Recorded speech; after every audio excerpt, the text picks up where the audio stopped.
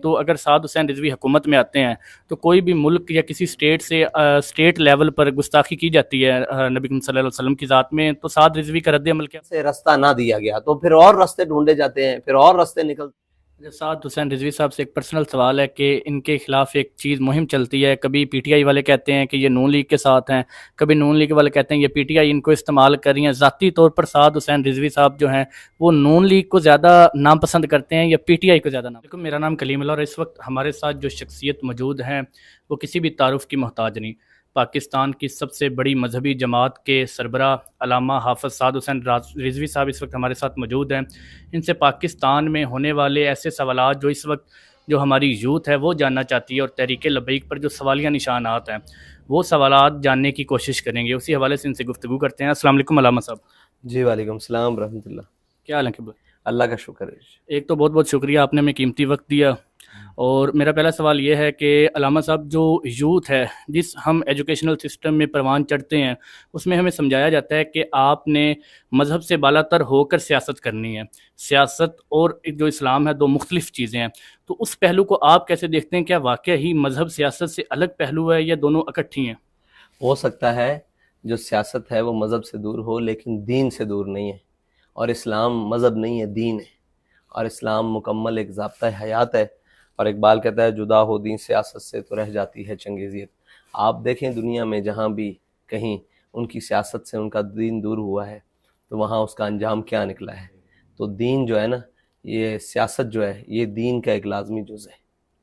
अच्छा, जो हमारे स्टूडेंट्स हैं, जो नौजवान यूथ है, उनको उनमें एक तासुर पाया जाता है कि जो इस्लामी असूल हैं उनको अपनाते हुए हम इस मौजूदा दौर में, मॉडर्नाइजेशन के दौर में तरक्की नहीं कर पाते। देखिए, इस्लाम किसी भी तरक्की की राह में रुकावट नहीं। इस्लाम बेहयाई की राह में रुकावट है। इस्लाम बेराह रवी की राह में रुकावट है। इस्लाम जुल्म की राह में रुकावट है। और इस्लाम और इन सारे चीज़ों के अंदर जो इंसाफ़ी बददियानती है इसकी राह में एक हाइल है। ठीक है जी।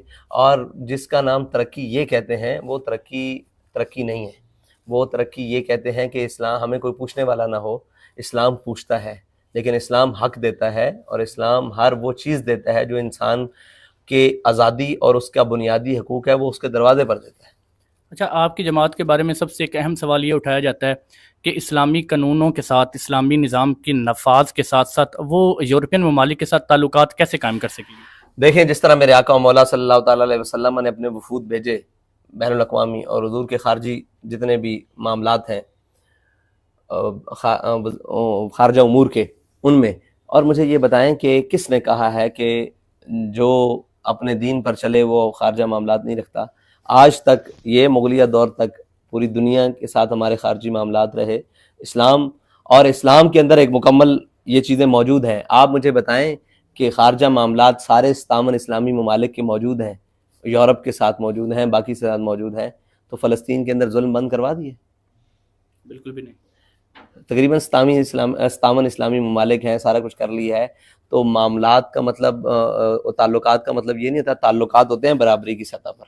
अमेरिका वहाँ से कहे और हम यहाँ से यस जर्नल कहें, यस सर, यस जर्नल कहें या यस सर कहें, मुशर्रफ को कहे कि जनाब यहाँ पे मुझे हवाई अड्डे चाहिए, तो वो आगे से यस सर कहे, ये तो मुमकिन नहीं है। खारजा ताल्लुकात का मतलब है कि हम अपनी पावर रखते हैं, हम अपने वतन रखते हैं, हमारी चीज़ें हमारे उसूलों और हमारे ज़वाबित और हमारे रवायात और हमारे मफादात के हक़ में जो होंगी वो हम करेंगे। और वहाँ से वो जो कहें यहाँ से हम मान लें, ये कैसे मुमकिन है? ये खारजा ताल्लुकात नहीं होते, ये तो और किसी को चीज़ का नाम है। खारजा ताल्लुकात ये हैं कि वो अपनी सतह पर अपनी हदूद में और हम अपनी हदूद में रहते हुए ताल्लुकात कायम रखें। और दुनिया मानती है ज़ोरों को, कमज़ोरों को कभी आज तक किसी के ताल्लुकात आपने सुना है कि कभी किसी ने कहा हो कि ये छोटे ममालिक हैं, पानामा, उनसे ताल्लुकात बनाओ, ये छोटा मालदीव से कोई ताल्लुकात बनाए, ये कमज़ोर ममालिक जिस तरह छोटे हैं, वो कहते हैं ताल्लुकात बनाओ अमेरिका से, चीन से और उससे रशिया से। तो हम ये कहते हैं कि हमारे अंदर इतनी पावर होनी चाहिए, हमारी रियासत, हमारा मुल्क, हमारा वतन इतना दम खम